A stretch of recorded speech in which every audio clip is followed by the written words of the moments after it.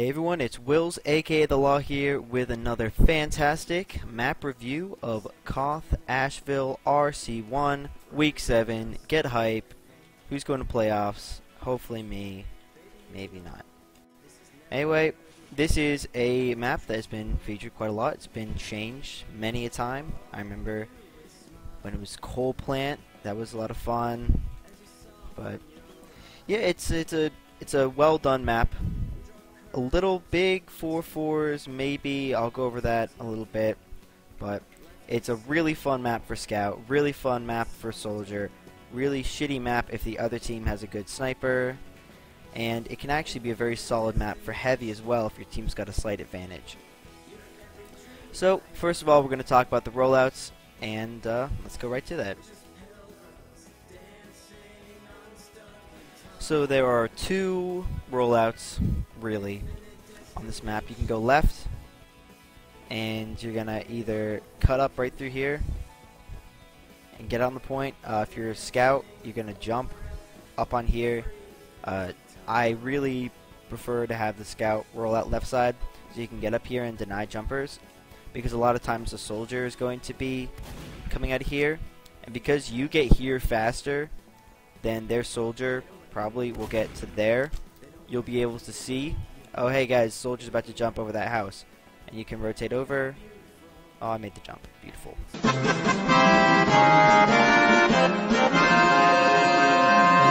can rotate over and deny the jumper, and everyone's gonna be like, wow, you're really good, and you will be. But reversing time, we're back here. You can also cut through here and go straight on to mid. Super aggressive scout. If you're fast enough, you can get into here before they get out on point, so it is plausible in 4v4 for you to get totally behind them. Be careful about this, because if they're coming out mid and you walk through here, you will just die. The soldier just has to land a rocket on you. You can't really jump in this tiny area, and you're going to die. But let's say you want to go out right. Right side's the way you want to roll out. Well, you can cut through here to go straight mid, but if you want to go up right side, right through here, you want to go upper. There's really never a reason to go underneath here. This is more of an escape to get out rather than get in, because what do you gain from the low ground there? I mean, their soldier and scout very likely to be up here, so you're easy to spam out. It's really hard to hit up. Look at the angle you've got. It's bad. So you roll out, and once you're here, you can either jump up. Careful, this is a little aggressive, and if their scout is here, you're not going to be able to see him from here. So you're jumping up blindly. You've already used your second jump to get up here, so you've got no way of dodging him, just meek shotting you. Or you can rotate this way, and now you've got eyes over here, and you can watch the point. Soldier rollout, you have left and right side, same as before. Just a couple basic jumps, getting you to point quicker. You get a buff from your med. And look, you're out here aggressively. If their combo comes at main, easy spam. If they're top here, you can just jump them. Very strong map for soldier. You got a lot of room to jump around. So the other rollout, you always want to do a little hop right before you get moving. Preferably you hop into this resupply cabinet. Your medic gives you a nice buff. So one jump over here. Another jump up these stairs. And now you're out on point. From here you can jump over, get aggressive on their combo. This is a really, really strong spot for a soldier to be, because the way this is sloped means that the soldier shooting rockets at you kind of has to hit at a really weird angle. And when a scout's trying to jump up, this wall right here is so good, because what the scout wants to do is the scout wants to jump right here.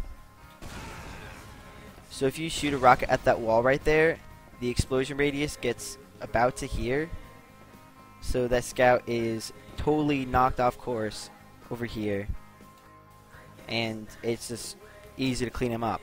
And once that scout's down, really easy to kill the combo unless they've got a pyro. In which case, you still gotten one kill and you can just hop back. The other thing that some soldiers do, which I am not a huge fan of, is you can go super sneaky underneath and then pop up. Oh, look, I'm over here. Haha. It's a fine play, especially later on in the match, but there's something to be said for having the soldier presence up on top of these houses. It really stops the other team pushing in. And again, King of the Hill, extremely important to control where the other team is. Even if you are team members down, if they don't feel that they can push in and they're giving you time on the point that you wouldn't have had otherwise, you're winning. Every second that they spend, oh, can we push in yet? Well, let's heal up and taking some spam. That's seconds that you have in your advantage. And I'm sure as many of you know, sometimes King of the Hill comes down to those last few seconds. So it definitely matters. So, demo rollout. If you're doing the left side is a little harder, in my opinion, than the right side.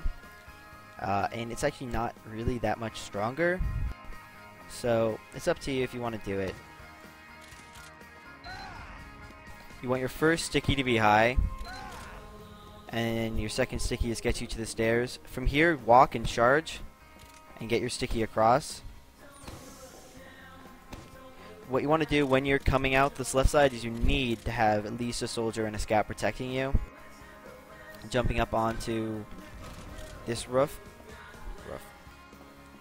If you come out left and you know from experience that their soldier and scout like jumping up this roof, putting some stickies out on here after you've launched your first sticky across, really strong, because the soldier can't really see that until he's jumped on it, and at that point you just pop it, get an easy soldier kill. The soldier's going to be probably below 150 at this point unless you roll that with med, so 2 stickies will kill him for sure.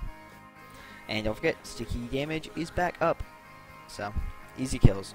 Big problems with this rollout: you've got to defend this house as well as watch across, so your sticky spam is not quite as strong across the point. If you get here faster than their demo, it's pretty good, but if their demo is doing the same rollout the other way, you're kind of even. Right side rollout, much easier. Don't be afraid to bonk your head. Another sticky up the ramp. And now you're on point. Now, if they're going the traditional left side rollout, this map is not mirrored, by the way. It's actually the same on both sides. What is left for you is left for that side as well. So if they come out to traditional left side rollout, you can easily spam over and get that demo, especially because you're going to get there a little before him. And if their combo wants to come out their left side, your right side, and you shut them out, then they have to spend time rotating, which is time that your flank classes can move in and get damage done. The demo's going to get here first, obviously, but as soon as you get eyes on where the combo is, direct your spam that direction. That's a little point that a lot of teams, especially lower level teams, don't really get, that what you see is not what the rest of your team sees, so sometimes making calls like that can be hugely beneficial. Anything like, hey, the combo was right side, they're rotating left side. Well, the demo doesn't need to spam right side anymore. He can just spam left side now. Or trap up the door. Whatever side your demo rolls out, you need to make sure the medic is going to end up that way. Obviously, the medic doesn't have to run quick fix and roll out with the demo, though that it can be strong. It's really important that the demo does get heals, because he's going to get here with about 100 health, unless he picks up a health pack on the way, which is slower. Some teams like being aggressive with the demo. That's fine. If you're confident enough in your demo DM that you just want to jump into the other team and just take him on, 4v4 is the place to do that. Even if you die but take out 1 or 2, death was probably worth it, especially if the kill was on a medic or the enemy demo. One thing to watch out for, however, is that because Pocket Pyro is run so ubiquitously in 4v4 right now, spamming in with your pills can be a little difficult. Reflecting pills is way harder than reflecting rockets, but at the same time, if the Pyro is at least of a medium skill level, he's going to be able to do that no problem. Once you finish getting your basic spam over, you might want to throw a couple stickies down here just to watch for the underplay. So let's talk about what the places on this map are called. This is spawn. You can refer all the way up to here as spawn. Unless you're being spawn camped, you probably shouldn't need to talk about it. Just say, hey, I'm waiting back at spawn, getting reset back at spawn, etc. A lot of health packs on this map. Health pack here, ammo pack here. Underneath the point. Health pack, ammo pack. Small ammo pack back here. Really useful for heavy. If you're running a heavy on this map, this is a good spot to stand. You got some cover, and you get an ammo pack. That's great. Up here. It used to be that any class could walk up here, but now it's back to only jumping classes. Health and ammo pack here. Rest in peace, the ammo pack that used to be here. This is left house. This is right house. With triple jump, you can get between them. This is battlements or balcony. Same on both sides. This is main. This door will be, for most of the game, trapped up if the other team has the point. If you have the point, trap up this door. This is the fastest door to point.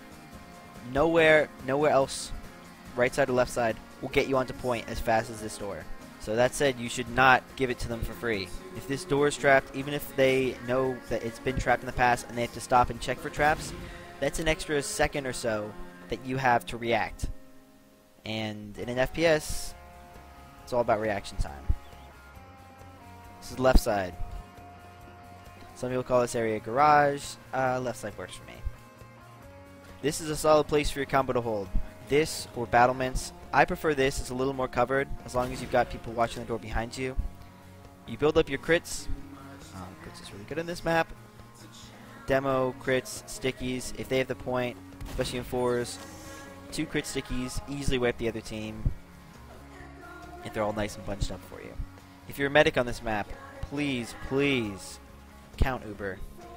It's an important skill, and I know at low skill levels it doesn't matter as much because medics aren't necessarily going super hard on, oh, well, I only have a 10% advantage, so I'll pop early. Mostly they're like, oh, well, just kind of wait around.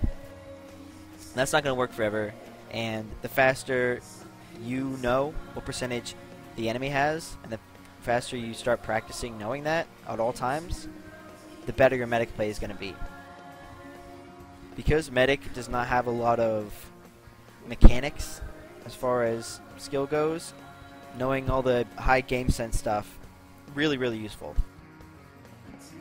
How do you know percentage Uber the enemy has if you don't have a spy? Well, pretty simple. All you got to do is know when their medic started building, when their medic died in comparison to you, and if at any point the medic has not been building Uber, if they've not been healing the whole time. So if you know that you and the enemy medic both died, but you died 10 seconds sooner, right? That's going to be regular Uber. That's probably about 15% charge, 15-20% charge difference. So that means that when you're going into them, you want to go as soon as you get it, because if you wait an extra 10 seconds, they will have Uber. Most of the time you can consider Ubers even for like the mid-fight and stuff, but if you know if for example you know they're running crits and you're running regular Uber, when you've got 80% charge on regular Uber, you know they have crits, so you have to be more passive and careful, because obviously you don't want to die into that crits and drop your Uber, or drop an Uber that's almost built, which is just as bad. One strategy that a lot of teams utilize, which I totally think is a great idea, is that in spawn, right before you can start moving, whatever player is going to be playing your scout, switch to spy. Switch to spy for a second. Check to see what medigun the enemy is running. This will only cost you a couple seconds to mid, and as scout, that's really not as crucial as knowing what the enemy medic is running. If you know they're running crits, then you can plan accordingly. If you know they're running Uber and you're running crits, then you know you've got some advantage. There's all these little things which can really add up to make your play just far and away better than your opponent's. But hey, this is 4v4. At the end of the day, it comes down to DM. If you can out-DM your opponent, you're going to win the match. So what can you do to ensure you've got the DM advantage on a map like Ashville? Hot tips and tricks from a pro player. Step 1. Get control of these houses. Said it once, said it 1,000 times. These houses are so important on Ashville. If you could have a scout on one and a soldier on the other all game, you would never lose. If they never left these houses, if they never died, never left these houses, the other team physically could not push in and take this point. Like, the only way to stop a soldier or scout from being in a house like this is to focus them with the demo. If the demo is focusing on killing a flank class, your combo is going to have an easy time killing them. A soldier cannot shoot onto this roof. A scout cannot shoot onto this roof. Only the demo with his arcing weapons is really able to effectively do it. The other house is a little easier to attack, but that said, it's also easier to back off of. If you see them coming through, you can spam down a little bit, soldier or scout, and then just back off.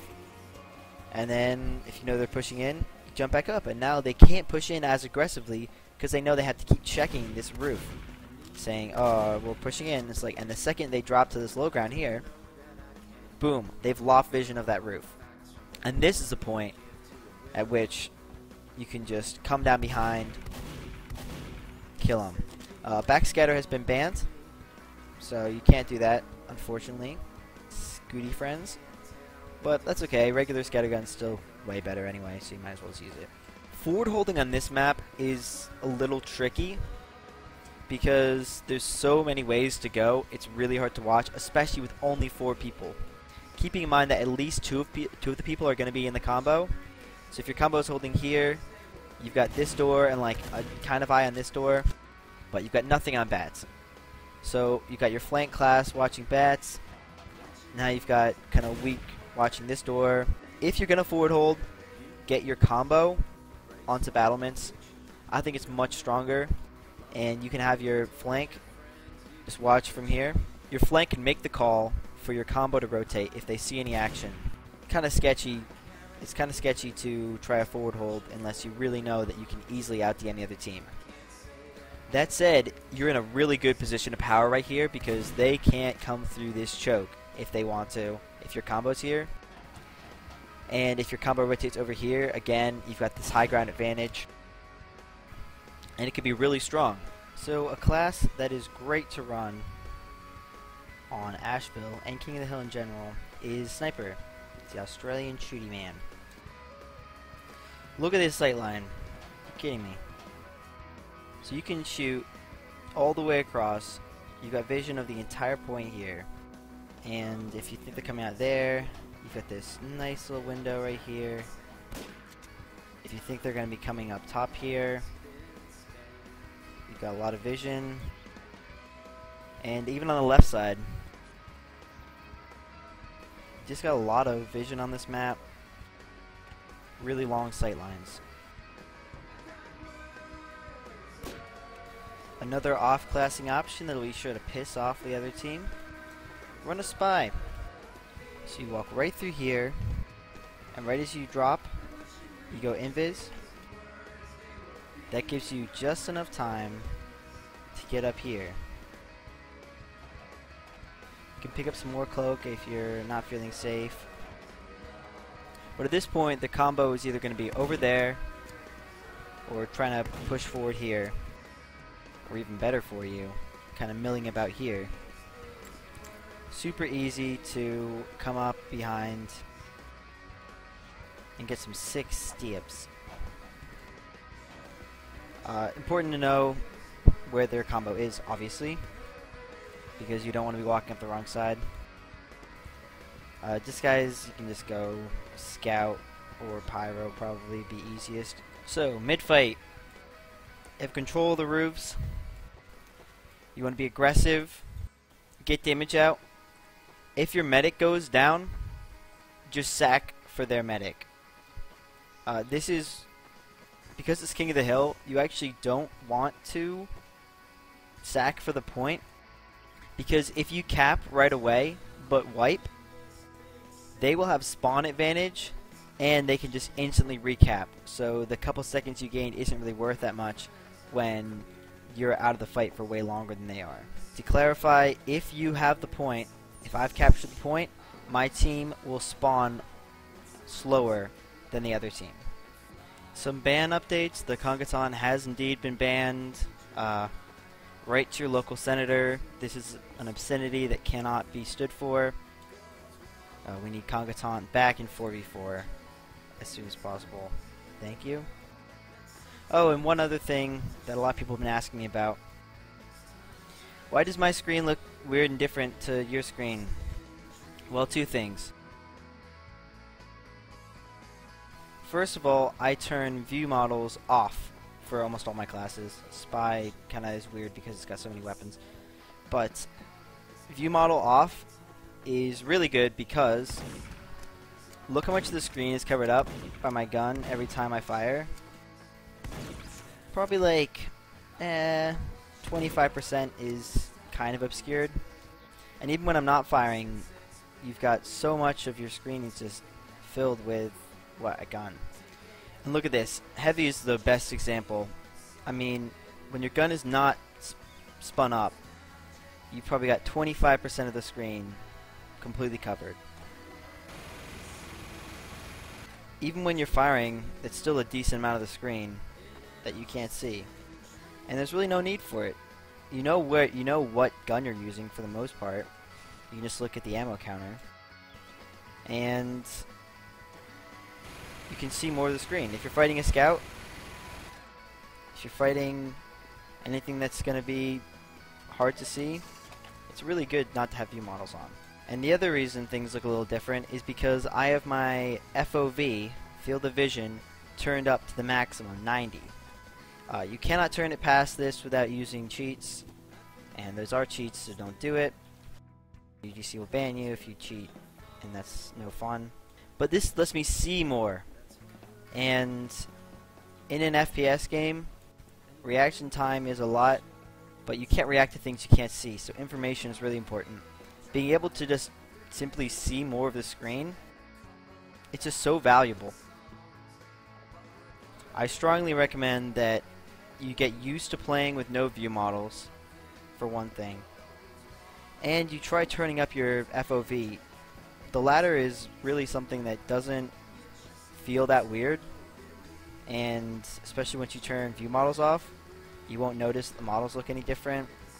And all you really notice is, wow, I can see more. Like, I can see spies coming up next to me. I can see scouts for more time. They can't jump out of my FOV as easily. It'll also kind of stop you from getting side stabbed or face stabbed so easily, because if your field of vision is only 70 or so, I think is the default, if he comes from the side, you're almost entirely invisible to him, because he can stab you from an entire 180 degrees from where you're facing. So with the FOV turned up to max, you don't have to worry about that, because you know exactly as soon as he leaves your vision, you can be stabbed. So as long as you keep him in vision, keep in mind the lag compensation of the game, you should be a lot better off. Medic, this is a big point for you. If you don't like being face stabbed as medic, you don't like dropping Uber, turn your field of vision up. It'll really help you out. So as always, thanks for watching, everybody. Hope this was useful to you. Best of luck on Friday, unless you're the team we're facing. In which case, no luck. We gotta win. Yep, hope to see a lot of you guys in playoffs. Hopefully we make playoffs. And do your best.